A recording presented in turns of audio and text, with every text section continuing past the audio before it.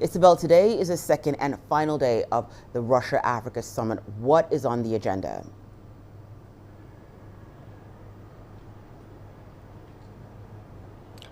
Right about now, President Putin is meeting the Africa-led peace team on the situation in Ukraine. 7 presidents will be meeting President Putin to try and talk him out of the war in Ukraine.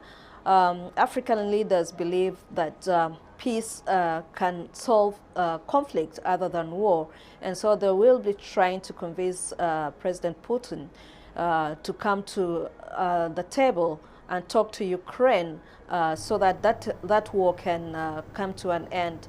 This is going to be the second time that these African leaders are meeting President Putin. The first meeting was about a month ago, but it did not yield much. And so President Putin says he's going to listen to each of the leaders on what they need to say about the situation in Ukraine. There will also be discussions with the presidents of Uganda, Zimbabwe, and Eritrea. These 3 countries have their own unique problems. Uganda is struggling to cope with millions of refugees, and lack of funding is stopping them from managing the situation. And the oil and gas sector also needs a lot of funding, and President Museveni yesterday told President Putin that they need Russia to help invest in the oil and gas sector. Eritrea is facing a worsening food crisis, and it has been one of the first countries that has received shipments from Russia, but privately the president is going to talk to President Putin on how to increase volumes of grain to Eritrea. We'll also have discussions on a single trading company to help African countries and Russian companies to establish businesses to allow a smooth flow of goods and services, and discussions on switching financial currencies to allow payments, including using the Russian ruble for financial payments instead of the dollar, which Russia does not use right now.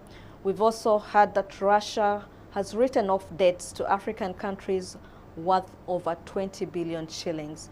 And all of that, I think, will come at the end of the day with written cooperation agreements. Well, Isabel, Russia's president yesterday had told African leaders that he would give them tens of thousands and tons of grain within months. Are you hearing, Isabel, any details on how he plans to do that?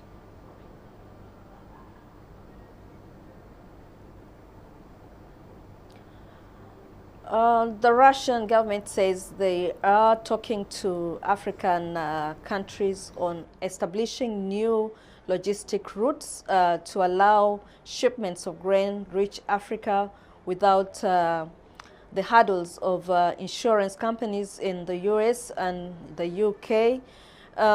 They are looking at talking to Qatar and Turkey to help them ship their grain direct to Africa.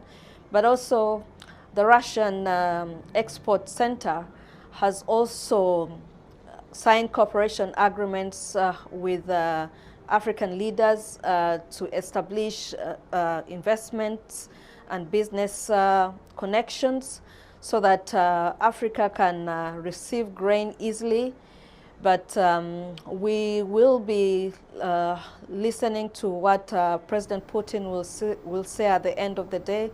He will be addressing the media to tell us more about how he plans to export grain to Africa or give grain free of charge.